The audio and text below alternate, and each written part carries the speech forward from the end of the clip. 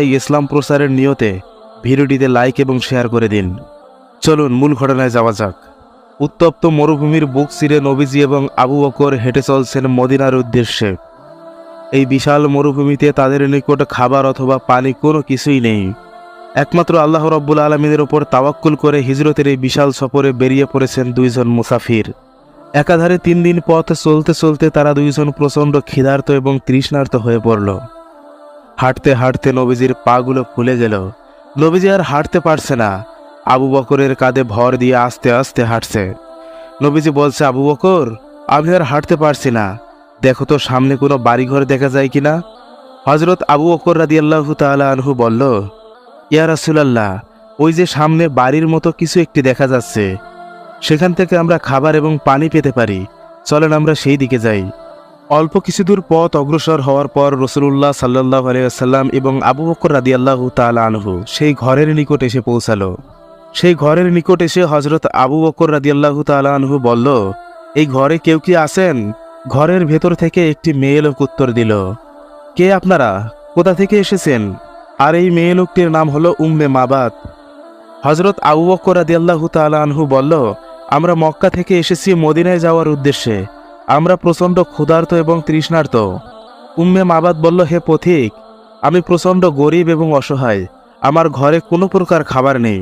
হযরত আবু বকর রাদিয়াল্লাহু তাআলা আনহু বললেন, তাহলে আপনি আমাদেরকে একটু পানি দিয়ে সাহায্য করুন, যাতে আমরা আমাদের তৃষ্ণা নিবারণ করতে পারি। উম্মে মাবাদ বলল, হে পথিক, আমরা এতই গরিব যে আমাদের ঘরে পানি পর্যন্ত নেই। আমার স্বামী ছাগল নিয়ে মরুভূমিতে গেছে ছাগলকে ঘাস খাওয়ানোর জন্য। বিকেলবেলা আমার স্বামী যখন ছাগলগুলোকে নিয়ে বাড়িতে ফিরে আসবে, তখন তিনি সঙ্গে করে কিছু পানি নিয়ে আসবে। আপনারা যদি সেই সময় পর্যন্ত অপেক্ষা করেন, তাহলে অবশ্যই পানি পান করতে পারবেন। রাসূলুল্লাহ সাল্লাল্লাহু আলাইহি ওয়াসাল্লাম তাকিয়ে দেখলেন উম্মে মাবাতের ঘরের সামনে একটি ছাগল বাঁধা রয়েছে। নবীজি আবু বকরকে বললেন, আবু বকর, তুমি এই মহিলার কাছ থেকে অনুমতি নাও, আমরা কি এই ছাগলের দুধ দহন করে খেতে পারি?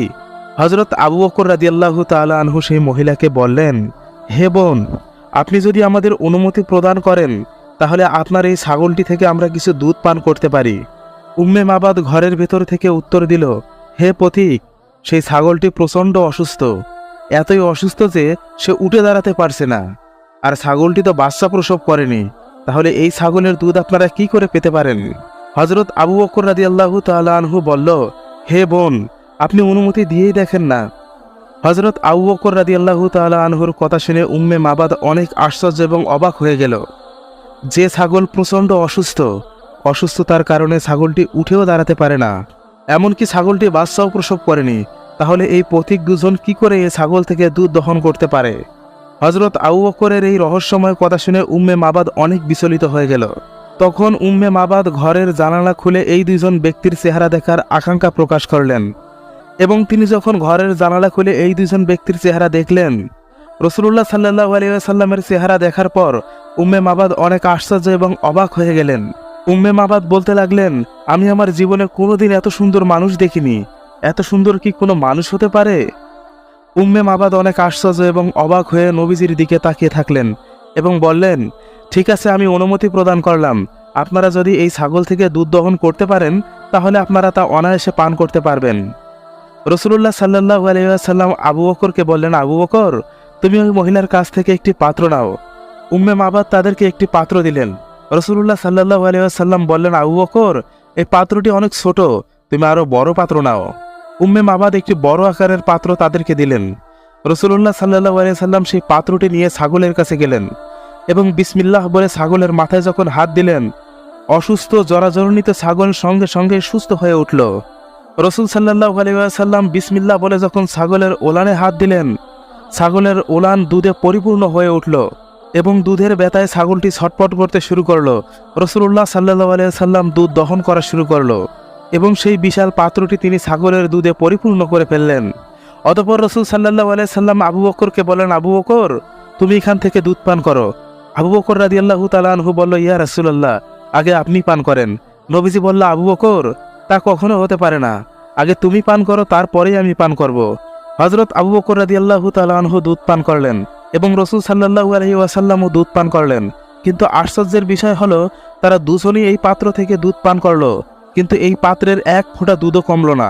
অথচ আবু বকর রাদিয়াল্লাহু তাআলা আনহু এবং রাসূল সাল্লাল্লাহু আলাইহি ওয়াসাল্লাম দুজনে তৃপ্তি সহকারে দুধ পান করেছেন, তারপরও এই পাত্র থেকে এক ফোঁটা দুধও কমেনি। এই দৃশ্যটি উম্মে মাবাদ জানালায় দাঁড়িয়ে দাঁড়িয়ে দেখল এবং অনেক আশ্চর্য ও অবাক হয়ে উঠল। রাসূল সাল্লাল্লাহু আলাইহি ওয়াসাল্লাম বললেন, আবু বকর, এই দুধ ভর্তি পাত্রটি তুমি সেই মহিলাকে ফিরিয়ে দাও। হযরত আবু বকর রাদিয়াল্লাহু তাআলা আনহু উম্মে মাবাদকে সেই দুধ ভর্তি পাত্রটি ফিরিয়ে দিল।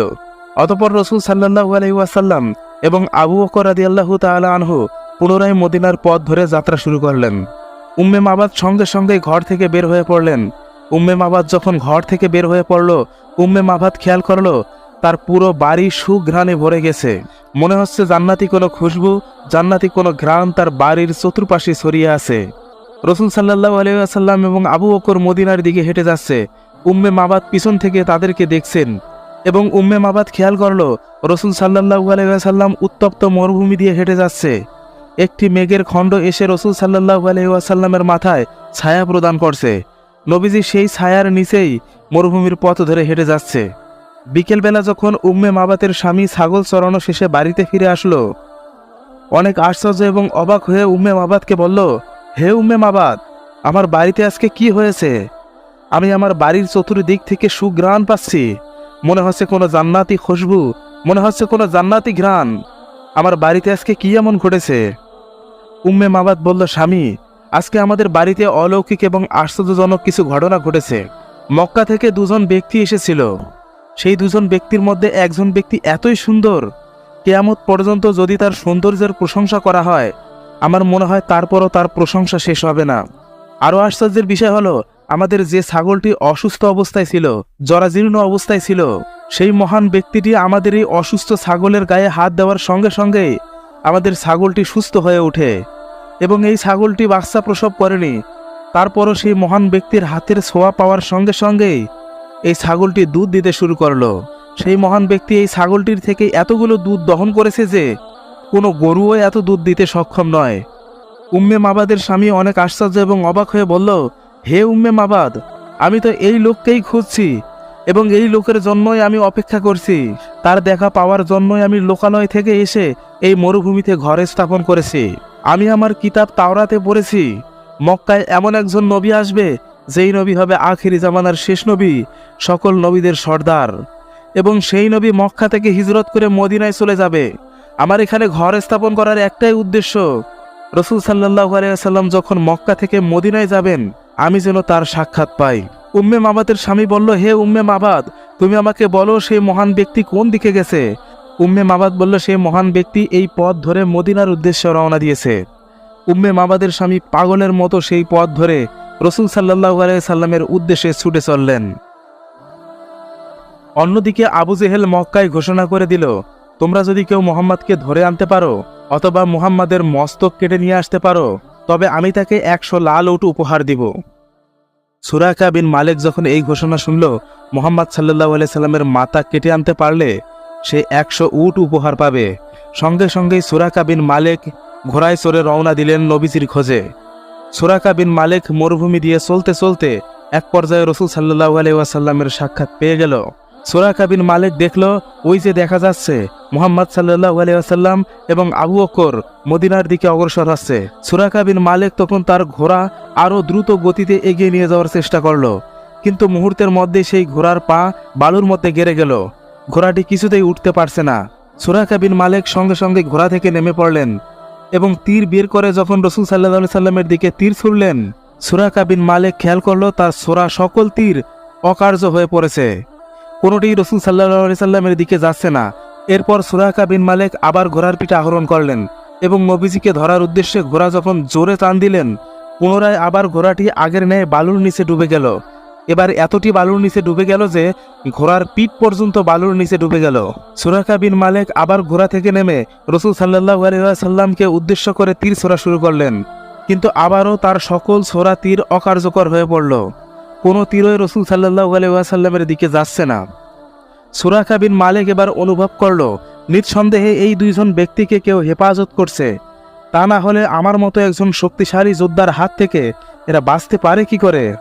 সুরাকা বিন মালিক দূর থেকে ডাক দিল, ইয়া মুহাম্মদ। রাসূলুল্লাহ সাল্লাল্লাহু আলাইহি ওয়াসাল্লামের কানে সুরাকা বিন মালিকের সেই ডাক পৌঁছে গেল। রাসূল সাল্লাল্লাহু আলাইহি ওয়াসাল্লাম সঙ্গে সঙ্গে থেমে গেলেন। সুরাকা বিন মালিক এক দৌড়ে রাসূল সাল্লাল্লাহু আলাইহি ওয়াসাল্লামের নিকট গেলেন এবং বললেন, হে মুহাম্মদ ইবনে আব্দুল্লাহ, আমি এসেছিলাম আপনাকে হত্যা করতে, কিন্তু এখন আমার মনে হচ্ছে আপনাকে উপর থেকে কেউ একজন হেফাজত করছে। আপনার জন্য শুভকামনা রইল, আপনি মদিনায় নিরাপদে গমন করুন। এই বলে সুরাকা বিন মালিক কিছু খাবার এবং পানীয় রাসূল সাল্লাল্লাহু আলাইহি সাল্লামকে দিতে চাইলেন। রাসূল সাল্লাল্লাহু আলাইহি সাল্লাম তার কাছ থেকে কোনো খাবার ও পানীয় গ্রহণ করলেন না।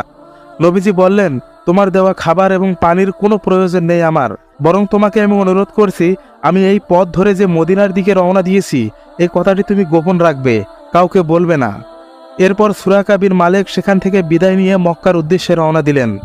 মক্কার উদ্দেশ্যে যখন সুরাকা বিন মালিক রওনা দিল, সুরাকা বিন মালিক খেয়াল করল শত শত মক্কাবাসী 100 উট পাওয়ার লোভে মুহাম্মদ সাল্লাল্লাহু আলাইহি ওয়াসাল্লামের মস্তক কাটার জন্য ইতিমধ্যে রওনা দিয়ে পড়েছে।